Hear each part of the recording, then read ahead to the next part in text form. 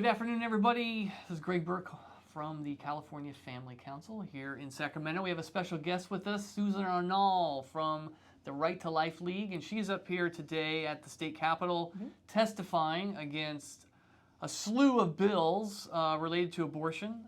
Maybe we just start quickly, kind of introduce your organization and something about yourself.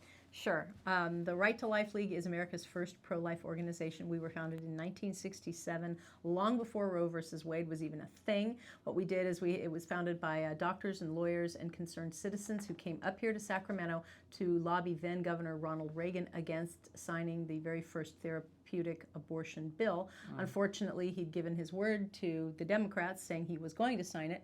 So once he learned the truth of what abortion really is, that abortion is not health care, it's just simply the killing of a human being in the womb, he promised us, the Right to Life League, that he would never again sign another piece of pro-abortion legislation, and he kept his word all the way through his presidency. So that's how we got started. Wow, that's great. And so we run into each other all the time at the state capitol. You've been quite the advocate, going to committee meetings, and you would be surprised how easy it is to go testify against some of these bills. They just announce, hey, anybody here to speak in opposition? And all those opposed, and you just rush up, you throw elbows, get up there in front of the microphone, and they give you all of 2 minutes, and then they cut you off because they really don't want you to object to any of the laws that they see fit to pass. Yes, but they give you 2 minutes, so we're trying to make the best use of that time. And so you're up here today testifying against 5 different bills, right? And these are all going at the same time. You're running back and forth between buildings. It's a little chaotic. Yes, this morning I was up here on 2 different ones, and I missed one because another bill went forward, and I was dashing in between, literally dashing in between buildings. And it's just so crazy because I guess they have a deadline next week, a policy deadline. Yes, they do. You have to have all of these bills through by next Thursday, and if they don't, then they all die, which they all should. So we should delay this. We really should delay this and drag it out. But anyway, so that's why I was actually up here at 8:30 this morning, and I still have yet to testify in front of one committee yet, because that's how it works up here. It's just crazy. So we got to get her back to the Capitol. So we're going to run through a couple of these bills and just give you an idea of what we're up against regarding abortion. So why don't we start with SB 345. SB 345. Yep. What is this bill about? I know it's something to do with, well, there's 2 bills. There's 2. They're very, very similar. They're both, Nancy Skinner is a senator. She's got both of them. And basically what they both are trying to do is to create a safe haven in California for abortionists and for human traffickers who come here, because she wants to make sure that California does not recognize or enforce any other state law with respect to abortion.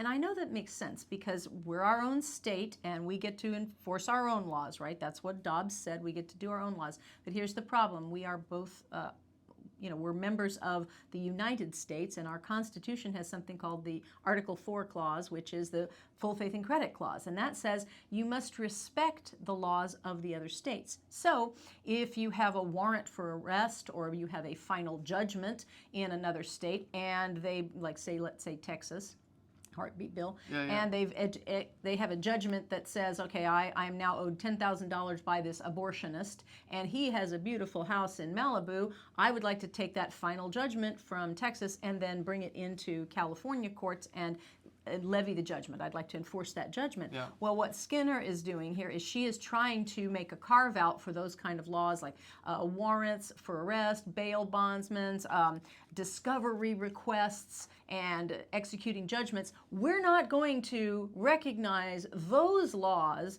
because they had to do with abortion.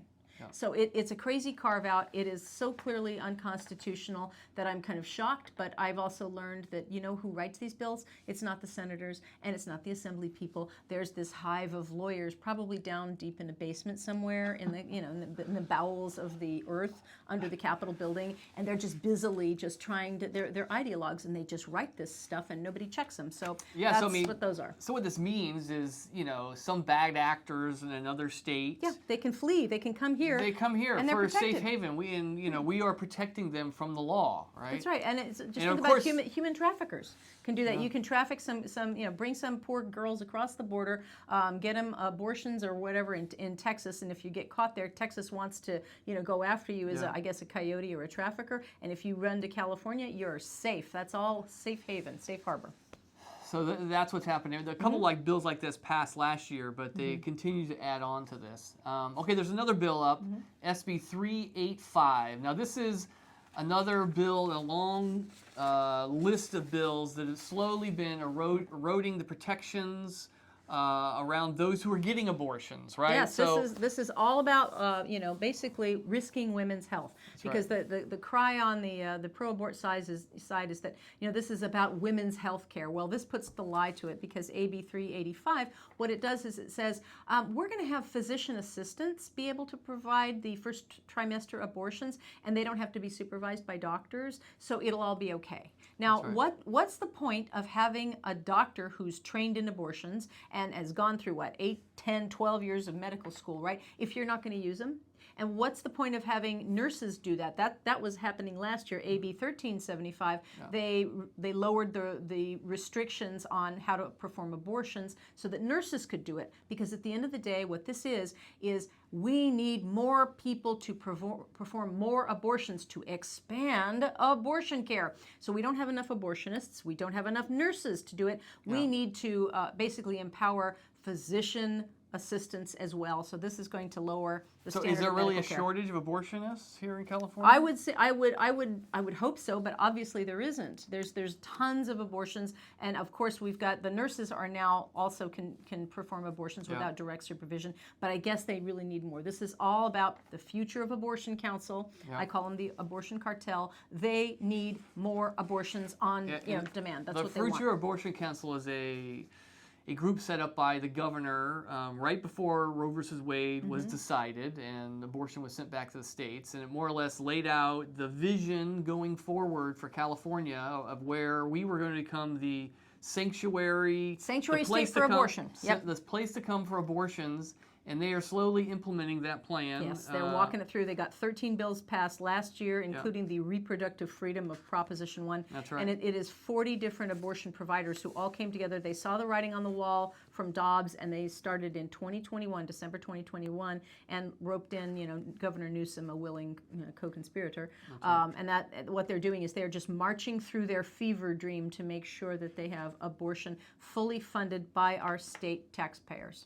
We are making it super, super easy to get an abortion. Right, because it's cheap. It is very cheap, and the abortion providers profit from it. That's why. And people, it's also part of this, I think it's a population control agenda, because I think that the pro-abort side of the equation, they don't want children. They don't value children, and they want to control the number of children that a woman can have, so they frighten you. They make you feel like my life will be over, my career will be over, what should I do? I guess it's just easier to get abortion. That's why they've been pushing the abortion pill. They even claim that it's as safe as Tylenol, which is a huge big lie. It's not. Even the FDA itself, which is terribly compromised, even it admits that 28 women have died in association with taking the chemical abortion pill. But you see, this is the abortion cartel is now moving from surgical abortions to chemical abortions, and they make money, just like Planned Parenthood is moving into transgender services, because that's where the money is. Follow the money.